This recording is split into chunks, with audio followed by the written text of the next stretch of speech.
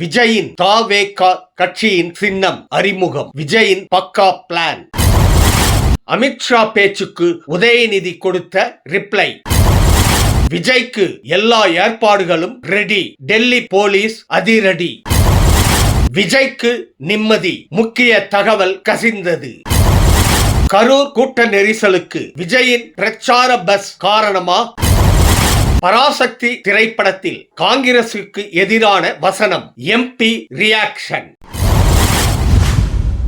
அன்பு தமிழ் நெஞ்சங்களுக்கு மெர்சல் கெலாட்டாவின் அன்பு வணக்கம். வாங்க இன்றைய காணொளி இதோ.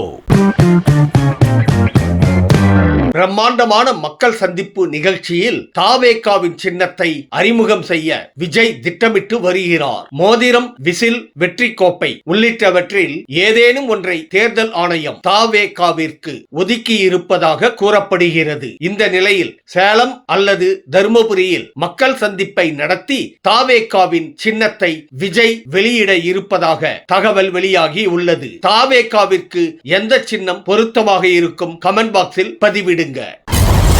தமிழ்நாடுதான் அடுத்த டார்கெட் என அமித்ஷா கூறியதை குறிப்பிட்ட உதயநிதி, மக்களின் அன்பை திமுகவே வெல்லும் என தெரிவித்துள்ளார். பாசிச சக்திகளுக்கு எதிராக குரல் கொடுத்து வரும் முதல்வராக ஸ்டாலின் இருப்பதாகவும் அவர் கூறினார். தேர்தல் வருவதால் இனி பாஜகவினர் அடிக்கடி தமிழகம் வருவார்கள் என தெரிவித்த உதயநிதி, ஸ்டாலினை இரண்டாவது முறையாக முதல்வராக்க கட்சி நிர்வாகிகள் தீவிர களப்பணியாற்றுமாறு அறிவுறுத்தியுள்ளார்.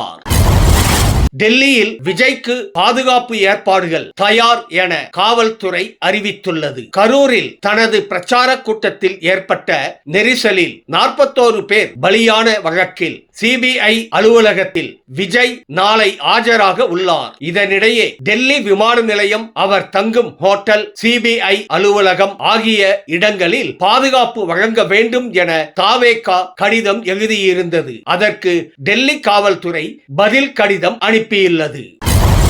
கரூர் விவகாரத்தில் விஜய்க்கு அனுப்பப்பட்ட சிபிஐ சம்மன் குறித்த முக்கிய தகவல் கசிந்துள்ளது. விஜய்க்கு BNSS 179 பிரிவின் கீழ் சம்மன் அனுப்பப்பட்டுள்ளதாக கூறப்படுகிறது. அதாவது விஜய் குற்றம் செய்த நபர் இல்லை, ஆனால் குற்றம் நடந்த விதம், குற்றம் தொடர்பான தகவல் விஜய்க்கு தெரிந்திருக்கலாம் என்ற சந்தேகத்தின் அடிப்படையில் சம்மன் அனுப்பப்பட்டுள்ளதாக கூறப்படுகிறது. அதனால் அவர் நீதிமன்றத்தை நாடாமல் நாளை காலை விசாரணையை எதிர்கொள்ள உள்ளாராம். விஜயின் பிரச்சார பஸ்ஸை சிபிஐ அதிகாரிகள் அதிரடியாக ஆய்வு செய்தனர். பஸ்ஸின் நீளம், அகலம், இயக்கப்பட்ட வேகம் உள்ளிட்ட விவரங்களை பஸ் டிரைவரிடம் சேகரித்துள்ளனர். கூட்டத்திற்குள் பஸ் நுழைந்த போது இடப்பற்றாக்குறையால் நெரிசல் ஏற்பட்டதா என்பது குறித்தும் சிபிஐ அதிகாரிகள் டிரைவரிடம் விசாரணை நடத்தியுள்ளனர். இது விஜய் தரப்புக்கு கடும் அதிர்ச்சியை அளித்துள்ளது. பரபரப்பான சூழலில் இன்று விஜய் டெல்லி செல்ல உள்ளார்.